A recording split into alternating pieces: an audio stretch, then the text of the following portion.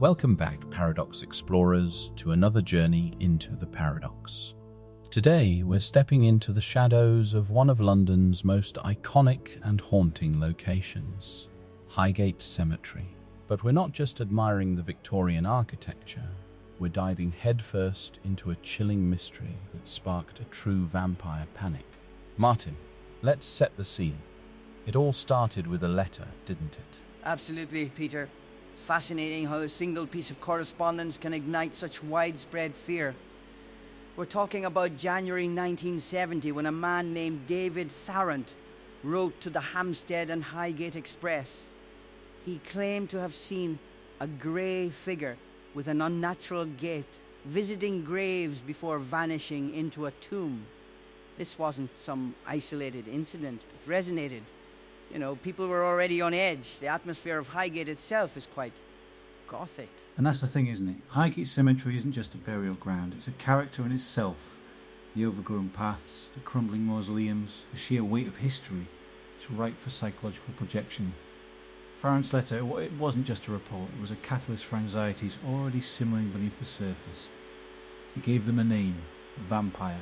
Indeed, humans have always sought to personify their fears, to give them a shape they can perhaps understand, or at least speak about. A grey figure vanishing into a tomb, it's classic Gothic imagery, potent for a populace already susceptible to tales of the supernatural. And the media, of course, was eager to amplify such a dramatic narrative. And amplify it they did.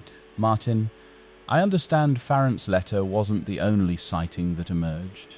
Mrs. Jenkins, a resident, also came forward, right? That's right. She claimed to have seen a spectral woman, her face pale as moonlight, hovering above the old mausoleum. Now, whether these were independent sightings or Mrs. Jenkins was influenced by Farrant's account is hard to say. But taken together, they certainly started to build a compelling, albeit terrifying, narrative in the public consciousness. And this is where the lines between folklore, mass hysteria and potential occult activity really start to blur. When multiple people report similar, inexplicable events in a highly charged location, it's easy for the collective imagination to take over. The whispers of ancient rituals and hidden covens, those don't just appear from nowhere. There's often a seed of truth, or at least a powerful symbolic resonance, that allows them to take root. From a historian's perspective, this phenomenon isn't new. In times of unease or uncertainty, communities often attribute strange occurrences to malevolent forces, be they witches, demons, or indeed the undead. The vampire provides a convenient scapegoat, a tangible fear upon which to project societal anxieties. And Highgate, with its history and atmosphere, was the perfect stage. So, the stage is set, the whispers are spreading, and then we have another central figure enter the fray, Sean Manchester. Now, he's described as a self-proclaimed skeptic who found himself drawn to the cemetery. Tim, his account really ratchets up the creep factor, doesn't it? Oh, absolutely. Manchester's experience is classic horror. He scoffed at the tales, but then he felt that shiver, saw a shadow shift, transforming into a woman with fangs, etched in a grimace that seemed to radiate pain. That's not just a sighting, that's an encounter. The detail about the grimace radiating pain suggests a deep, suffering entity, not just a bloodthirsty monster. It adds a layer of tragic horror to the supernatural threat. It's a powerful narrative, isn't it? The skeptic confronted by the undeniable. It taps into a primal fear.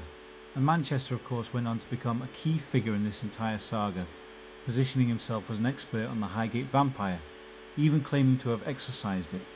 This really split the emerging experts on the case. Such personal accounts are invaluable, even if filtered through human perception and fear. Whether it was an actual entity or a powerful psychological event, the impact was very real for Manchester. He fled the cemetery feeling like a gaping maw waiting to swallow him whole. This is the language of profound terror, not just casual observation. And then, things took a truly dark turn. On August 1st, 1970, the unimaginable happened. A lifeless body of a woman was found, burned and decapitated, amidst the gnarled tombstones. Martin, this moved beyond whispers and sightings into real-world tragedy. How did the community react? It plunged the community into absolute terror, Peter. It was one thing to hear tales, quite another to have such a brutal, ritualistic killing right in the heart of the supposed vampire's lair. The police were utterly baffled, and the public's fear was just palpable. It transformed the legend from a spooky story into a very real, very present danger. Was it the vampire, a vengeful spirit, or was something far more human and arguably more sinister at play? This is where the occult aspect truly comes to the forefront. The burned and decapitated nature of the body amidst gnarled tombstones. It's laden with symbolic resonance. Decapitation is a traditional method of ensuring a vampire's demise in many cultures, as is burning. So if this wasn't a vampire, someone was certainly trying to make it look like they were dealing with one, or perhaps conducting a ritual related to such beliefs. It suggests a very disturbed individual or group with knowledge of esoteric practices. Indeed, the methods employed speak to ancient beliefs about dispatching the undead or perhaps preventing their return. In Slavic folklore, for example, decapitation, staking and burning were all common practices. So, for a body to be found in such a manner, it points to either a very dark ritualistic murder intended to mimic these practices, or someone trying to prove the existence of the supernatural by acting it out in a grotesque manner. The fear itself becomes a weapon. So we have these two figures, Farrant and Manchester, essentially at odds. Farrant often suggested the incidents were due to occult groups, maybe even a specific coven, while Manchester firmly pointed the finger at a traditional vampire. Martin, how did this rivalry play out, and how did it influence public perception? It was quite a spectacle, honestly. They were almost like dueling prophets, each with their own followers and theories. Farrant, with his interest in the occult, leaned towards human-involved dark rituals, which, given the atmosphere of the 70s and the counterculture, wasn't entirely far-fetched. Manchester, on the other hand, was steadfast in his belief in a literal undead vampire. This public disagreement, often played out in the media, only fueled the frenzy. It made it feel like there had to be something there, because even the experts couldn't agree. And the media loved it, didn't they? The king of the vampires versus the vampire hunter. It's a story practically written for tabloids. From an occult perspective, what's interesting is how both theories, however disparate, revolve around a common human fascination with forbidden knowledge and power.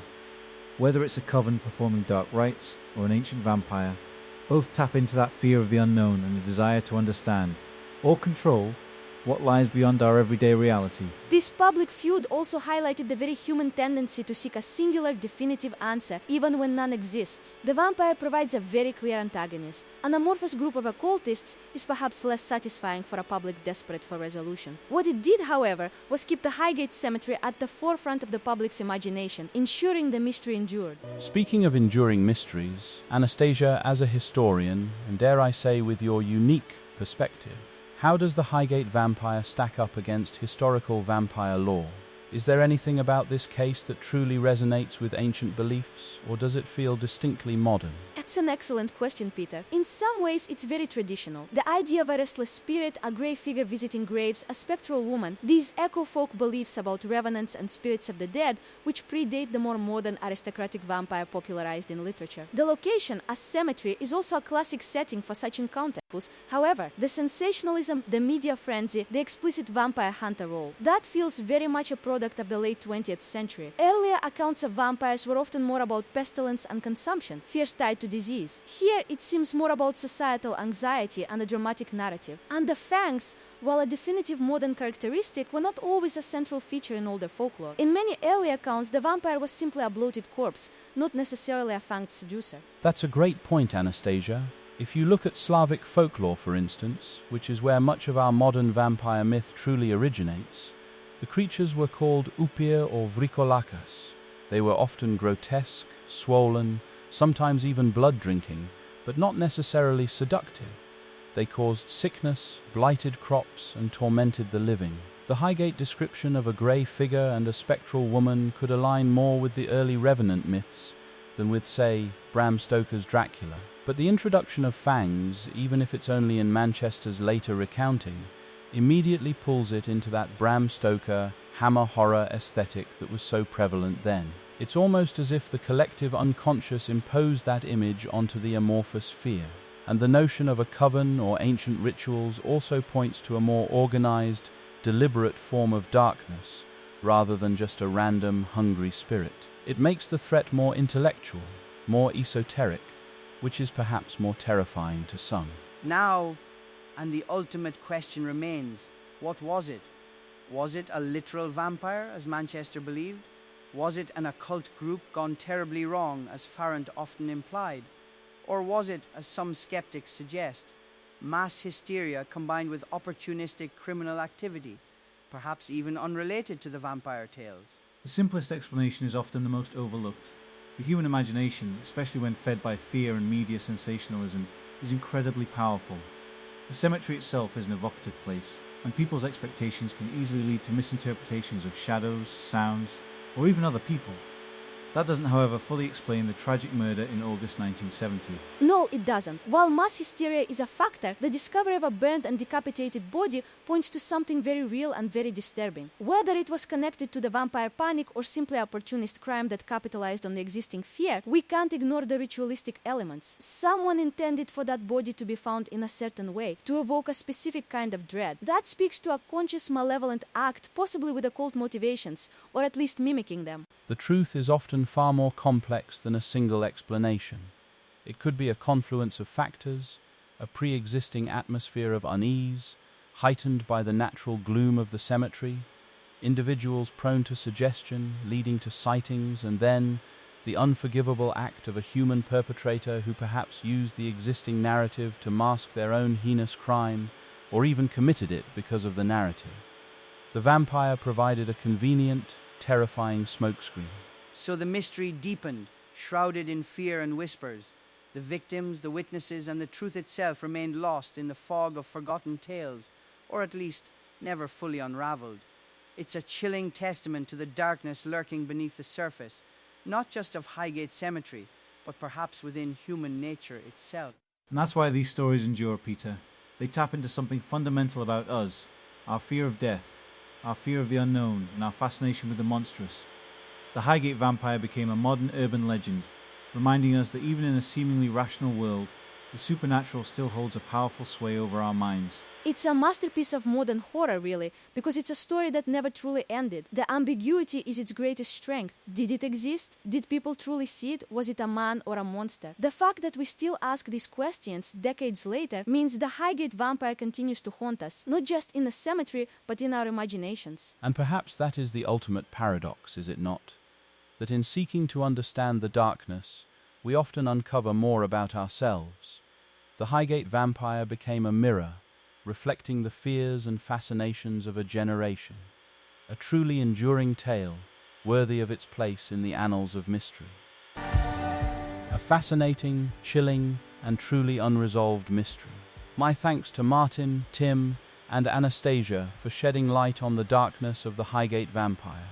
And to all our listeners, thank you for joining us once again into the paradox. Until next time, keep questioning everything, and perhaps keep a wary eye on those old cemeteries.